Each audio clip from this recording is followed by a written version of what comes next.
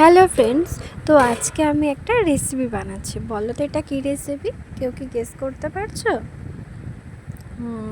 চাল দেখে বুঝতেই পারছো এটা বিরিয়ানির চাল। যাই হোক, তো ভাত তো কমপ্লিট হয়েই গেছে।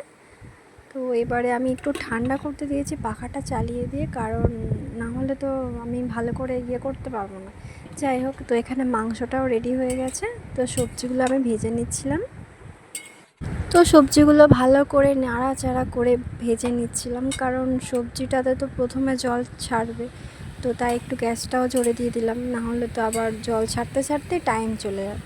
যাই হোক, এখানে আমি গাজরটা ভালো করে কুচি কুচি করে কেটে ভেজে নিয়েছিলাম, যাতে তাড়াতাড়ি হয়ে যায়। একটা একটা করেই ভাজছিলাম। তো তারপরে এদিকে কাজু আর কিশমিশটা আমি ভিজিয়ে রেখেছিলাম। তো তারপরে ভাতটা ভালো করে সাইডে একটা থালা নিয়ে মেলে দিয়েছিলাম, যাতে ভাতটা ভালোভাবে ঠান্ডা হয়ে যায় এবং জলটা যাতে পুরো শুকিয়ে যায়। তো তারপরে আমি এখানে আর একবার ভালো করে দুটোকে একসাথে নাড়াচাড়া করছিলাম। তো ভালো করে ভাজাটা প্রায় কমপ্লিট হয়েই এসেছে, আর একটু বাকি আছে। তো তাই জন্য আমি আর একটু ভালো করে নেড়ে চেড়ে নিচ্ছিলাম। তো আমার ভাজাটা কমপ্লিট হয়ে গেছে। তো এবারে কি করব, এবারে একটু ঠান্ডা করতে দিলাম, কারণ নাহলে তো আমি মাখাতে পারবো না। তো এইদিকে আমি ভালো করে এই কাজু আর কিশমিশটা ভালো করে ভেজে নিচ্ছিলাম ঘিয়ের মধ্যে, কারণ একটু ঘি না দিলে ঠিক ভালো লাগে না, সবসময় তো সাদা তেল ভালো লাগে না।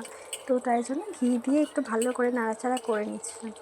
কথাই আছে না, একটু সুগন্ধে খাবারটা কিছুটা স্বাদ বেড়ে যায়। তারপরে ভালো করে মিক্স করে সব কিছু একসাথে নিয়ে একটু গ্যাসের ফ্লেমটা একটু কমিয়ে দিয়ে হাঁড়িতে ভালো করে একটু গরম করলাম এবং সবটা ভালো করে মিক্স করলাম।